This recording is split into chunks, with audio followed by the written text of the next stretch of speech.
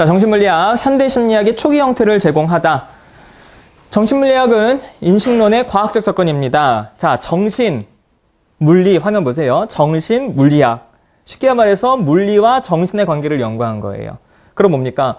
외부의 자극을 통해서 우리가 어떻게 정신세계를 형성하느냐, 외부의 자극을 어떻게 지각하느냐, 그래서 정신세계와 외부 현실세계의 관계를 연결함으로써 인식론이라는 주제를, 물론 합리론자들의 주장에 따르면 진리 판단은 경험이 아니라 이성을 통해 해야 되기는 하지만 그래도 끊임없이 우리는 외부의 자극을 받아들이잖아요.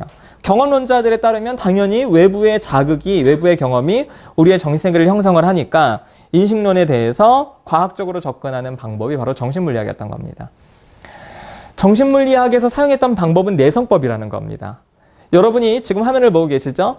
정신물리학자들은 깜깜한 실험실에다가 화면을 앞에 놓고 피험자를 의자에 앉게 합니다. 그리고 이 화면에 작은 자극, 미세한 자극부터 확실한 자극까지 반복적으로 보여주면서 보입니까? 안 보입니까?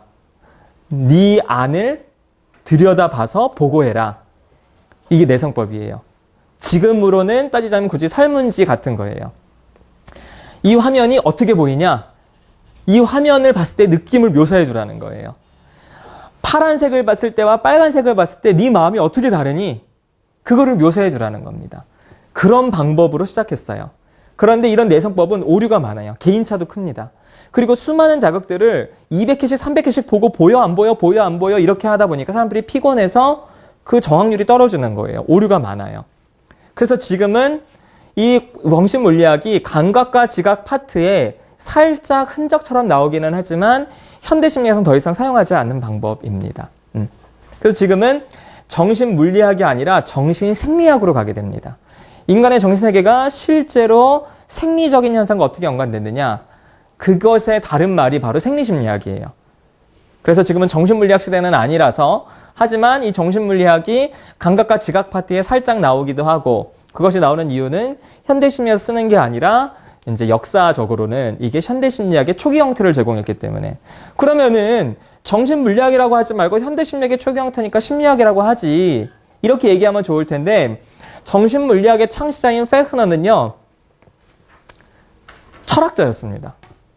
그리고 이 사람이 이런 실험을 했던 목적도 유물론을 반박하기 위해서 한 거예요. 유물론은 뭡니까? 모든 것이 물질로 환원될 수 있다는 거예요. 그래서 그 당시에 철학의 한 흐름이었던 유물론에 반대하기 위해서 인간의 마음은 물질과 달라. 그러니까 철학적인 목적을 가지고 이런 실험을 했던 거예요. 그러니까 이 사람은 난 철학자 이렇게 얘기를 하니까 심리학자들이 이게 우리 심리학의 초기 형태만 할 수가 없는 거예요. 그러면 심리학이 철학의 또 아류가 되니까.